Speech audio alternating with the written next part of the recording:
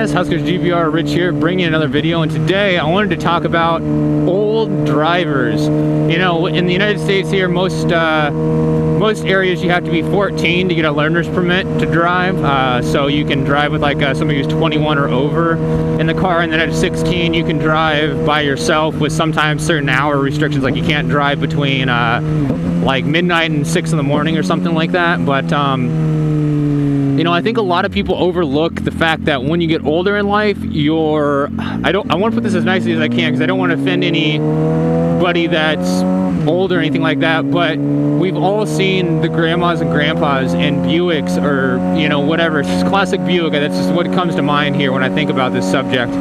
You know, that drifts out of their lane, doesn't use turn signals, you know, stuff like that. And that's stuff that everybody does, but it seems like, at least in my opinion, that older drivers, let's just say 60 plus, it starts to go up a little bit more than what you would expect or what you would see in drivers, let's say 16 to 45 or 50 or whatever it may be. And we really don't have any tests. Like, once you get your license here in the States, as long as you're not determined to be crazy and can pass the vision tests, you can drive. But I mean, vision tests are really pretty straightforward. I mean, there's nothing too exciting about them. I mean, just about anybody with them can pass them, even grandma, you know, that's delusional and all that other type of stuff. But I honestly think that we need to have, it's green arrow, it's a green arrow.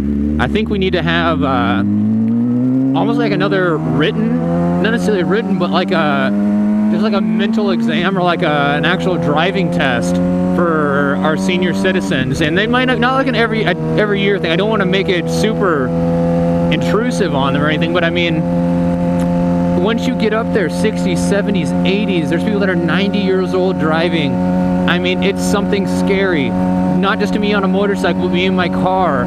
I've had, like, on my motorcycle, I've had an old man, probably mid-70s, early 80s, fall asleep and roll backwards in his Buick, and I had to honk my horn and go around him to prevent him from hitting me.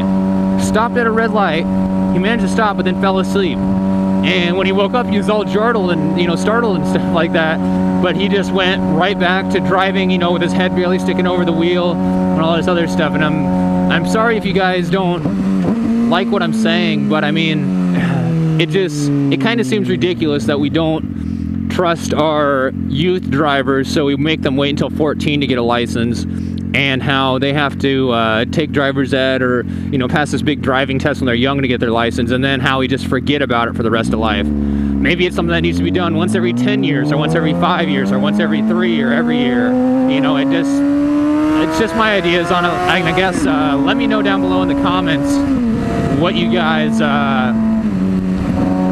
think about something like that. I know that I'm sure all of you have had experiences with drivers who were maybe too old to be driving or shouldn't have been driving at their age or had other problems, but I just think it's something that is overlooked. And I've talked with my grandma and a few of my other friends, parents and stuff like that, and they, not parents but grandparents, and they're kind of on board with it. You know, they understand that people of their age and stuff like that have problems, and that it's kind of like a loophole. It's not being addressed. So anyways, that's it for today, guys. Hopefully you enjoyed, and I hope you're all doing well and everything. And I think that guy had a raccoon in the front of his car. Kind of weird. But anyways, that's it for today. Take it easy. We will see you next time. Later, Gators.